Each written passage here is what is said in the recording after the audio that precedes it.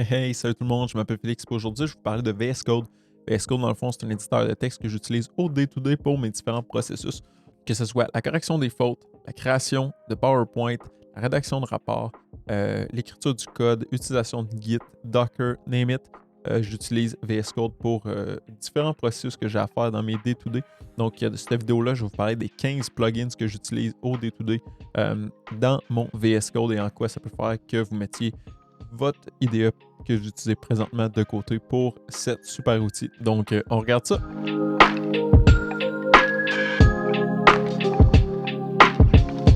Tout d'abord, voici VS Code. Dans le fond, je n'utilise pas VS Codium, mais VS Codium est une alternative à VS Code open source. Donc, ça enlève la télémétrie en lien à l'outil de Microsoft.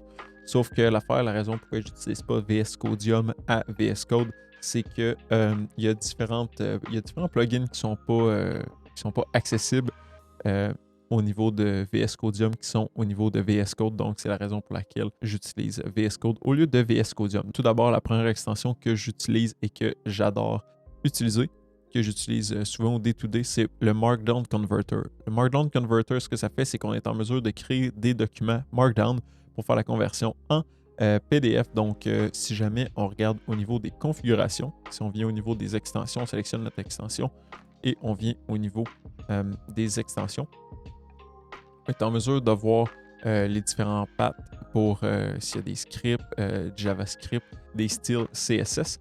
Donc, on peut ajouter tout ça au niveau des arguments, la qualité des images, le type de conversion. Donc, est-ce qu'on veut PDF, est-ce qu'on veut HTML, PNG, tout ça, on est en mesure de l'avoir aussi, PowerPoint. Donc, c'est toutes des choses qu'on est en mesure d'ajouter et de configurer. On peut avoir des headers, des footers, des margins. Tout plein d'éléments qui sont fort intéressants. Puis nous, dans le fond, on utilise Markdown Converter, on a fait un fork de cet outil-là à mon travail et on l'utilise comme outil pour faire nos rédactions de rapports. Donc, la rédaction de rapport se fait avec VS Code, avec l'extension un petit peu customisée à notre propre sauce pour le Markdown Converter. Donc, on est en mesure de faire nos différents rapports, nos différents documents en Markdown et ça génère un beau document PDF. Donc, on n'a plus besoin d'utiliser Word. Par la suite, le deuxième point qui est fort intéressant, c'est Markdown Image.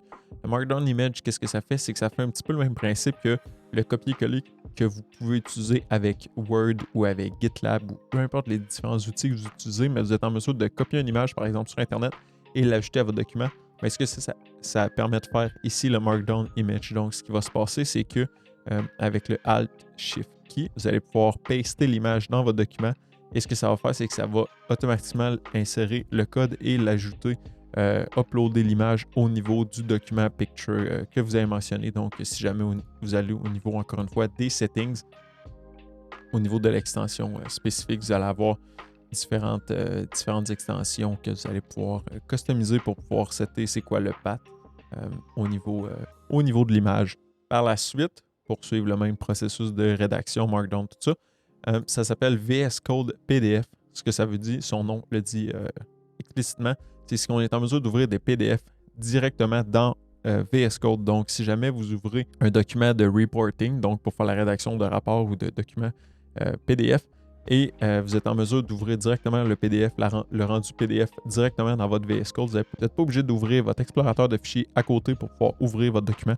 Donc ça fait que c'est vraiment pratique parce que pour l'instant, on écrit nos rapports, on les génère et on est en mesure de les consulter directement dans VS Code. C'est pas tout. On est en mesure aussi avec VS Code de créer des présentations. Donc je ne sais pas si vous connaissez MARP for VS Code. Dans le fond, MARP, ce qui arrive, c'est encore le même principe. On utilise le Markdown dans VS Code pour faire la création, mais cette fois-ci, pas de PDF, mais de présentation. Donc, ce que ça va faire, c'est qu'on va être en mesure de créer un slide deck avec Markdown pour avoir un beau type de présentation avec différents templates qu'on peut customiser avec des CSS, des images et du HTML. Donc, ce qui arrive, c'est qu'on est en mesure de créer notre fichier et on va vraiment avoir différentes fonctionnalités. L'affaire qui est super cool, c'est qu'il y a de la documentation vraiment intéressante à voir qui est déjà faite au niveau de l'outil. Donc, si jamais on veut l'utiliser pour faire les présentations, on n'a pas besoin on peut partir from scratch et faire une présentation. On n'a pas besoin d'avoir littéralement passé énormément de temps pour faire un CSS puis customiser notre présentation, il y a déjà plusieurs templates qui sont faits avec différents arguments, fonctionnalités qu'on peut préutiliser. Donc ça, c'est vraiment un gros win de notre côté parce que à toutes les fois qu'on a besoin pour le travail ou personnel, besoin de faire une présentation, je suis vraiment porté à utiliser le Markdown au lieu d'utiliser, par exemple, PowerPoint. Pourquoi? C'est parce qu'on est en mesure d'utiliser, par exemple, les documents qu'on a déjà sur le côté. Donc, si moi j'ai Joplin pour ma prise de notes, j'utilise le Markdown, je peux en mesure de faire une présentation avec ça. Si je prends le Markdown Converter pour créer mon rapport, je peux prendre le contenu de mon rapport et l'envoyer directement dans un nouveau fichier et activer le Mark at True pour une présentation. Ce qui fait qu'on réutilise le contenu au lieu d'utiliser différents outils avec différentes interfaces sur différentes plateformes pour arriver à au même but. Et l'affaire qui est super intéressante aussi avec Mark, c'est que si on regarde au niveau des settings, encore une fois, il y a plusieurs settings différents. On est en mesure d'enable le HTML pour pouvoir ajouter des balises HTML au niveau de notre présentation. Ici, on peut faire du HTML, PDF, PowerPoint, PNG et des JPEG, des images en fait pour l'output de la présentation. Donc, lorsqu'on fait un nouveau fichier, MARP or VS Code, le MARP at True, ici, on va avoir la petite option sur le côté. Fait que si je fais un H1 title, ben là, on va voir que c'est le title. Puis après ça, je vais mettre 3 lignes. Ben là, dans le fond, c'est qu'on est en mesure d'avoir une deuxième page. Donc, on est en mesure d'avoir les différentes sections de cette manière-là. Puis une fois que c'est fini, on peut aller cliquer ici, Export Slide Deck, et ça va nous générer le PDF, le PowerPoint ou le fichier HTML qu'on désirait qu'on a configuré au niveau des settings. Donc, ça va tout faire ça pour nous. Au niveau des extensions, si on continue, on va aller à Antidote. Pourquoi? Parce qu'ici, on va créer des rapports, on va faire des documents, on va faire des présentations, mais c'est le fun de pouvoir avoir l'intégration avec Antidote pour pouvoir corriger nos fautes. Donc, l'extension en parle de soi-même. C'est qu'on est en mesure d'utiliser Antidote au niveau de notre extension. Donc, quand c'est le temps d'écrire du code, on est en mesure d'avoir les options en haut et de pouvoir activer le crochet pour avoir la correction de notre outil.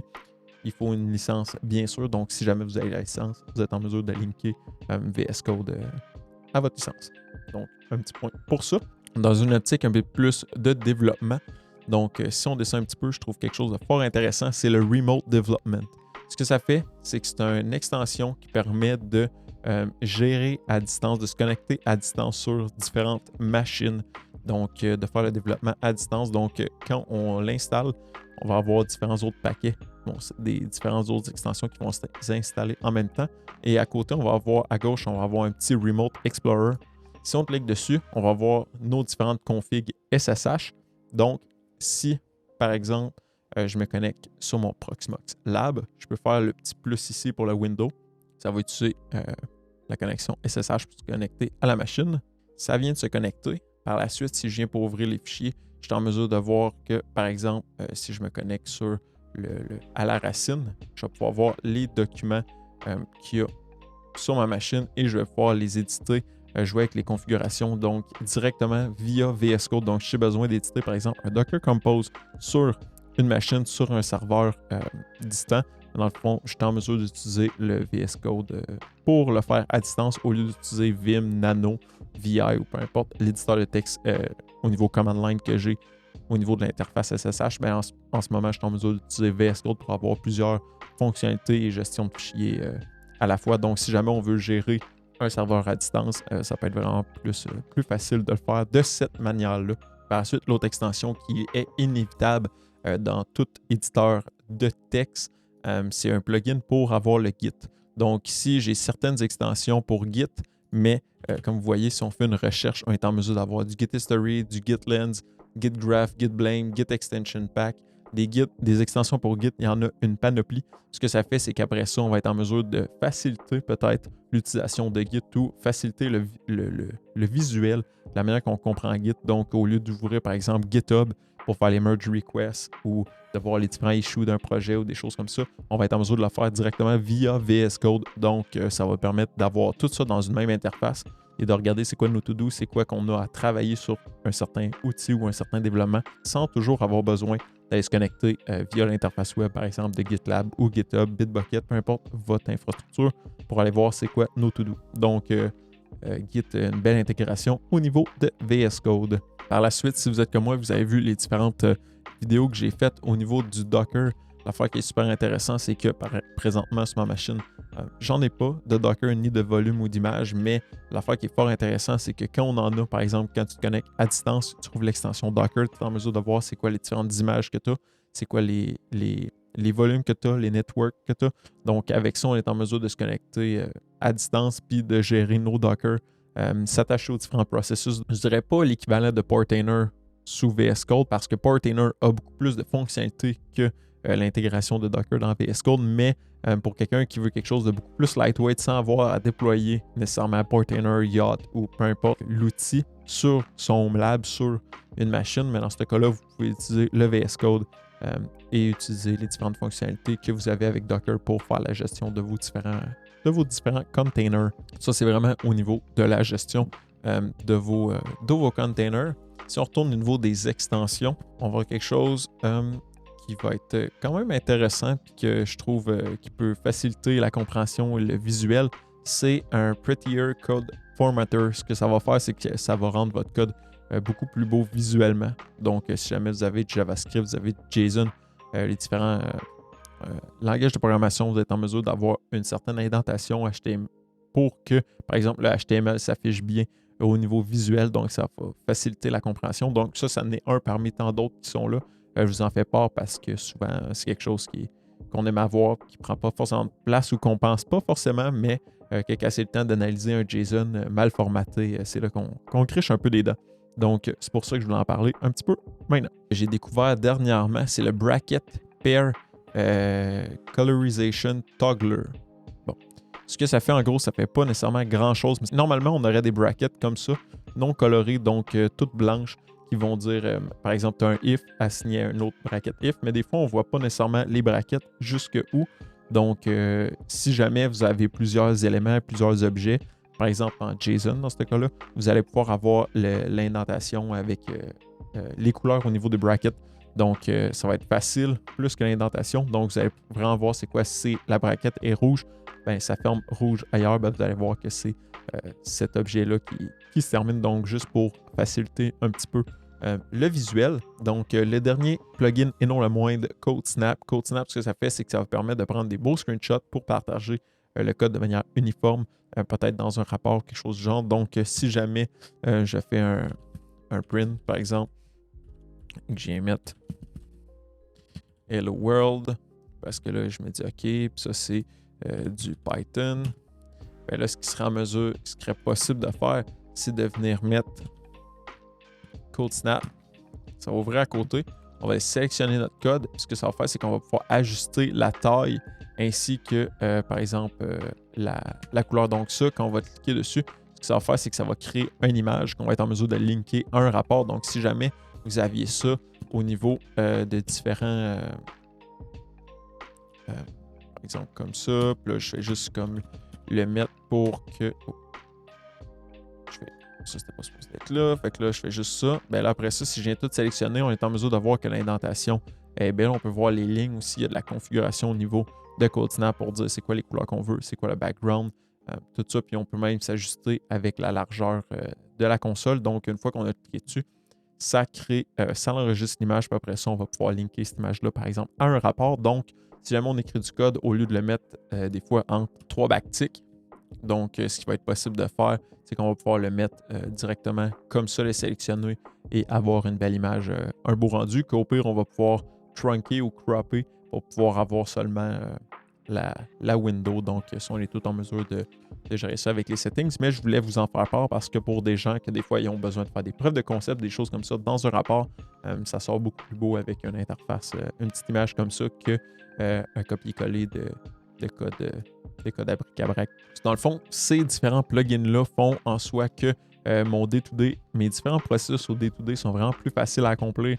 Donc, j'ai plus besoin d'utiliser la suite Office pour les rédactions de rapports, les présentations, pour la correction de mes fautes. Je suis en mesure d'utiliser Git via directement mon VS Code, la gestion des containers, me connecter à distance sur des serveurs pour éditer des fichiers avec le Remote Desktop. J'ai Prettier pour ajouter différentes beautés, formatages au niveau des différents fichiers que j'ai à voir.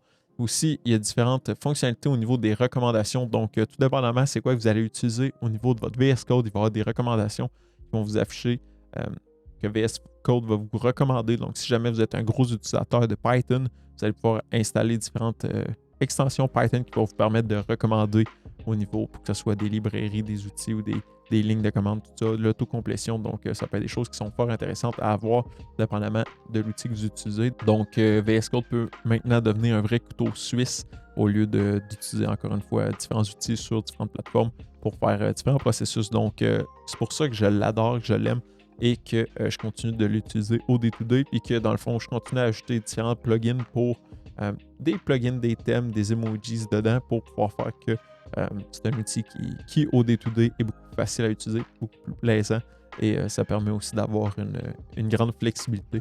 Donc, si jamais vous avez aimé la vidéo, mettez un thumbs up, c'est toujours encourageant. Laissez des commentaires dans la section plus bas si jamais vous utilisez un autre IDE pour différentes raisons. Donc, j'aimerais ça le savoir pour voir les comparatifs.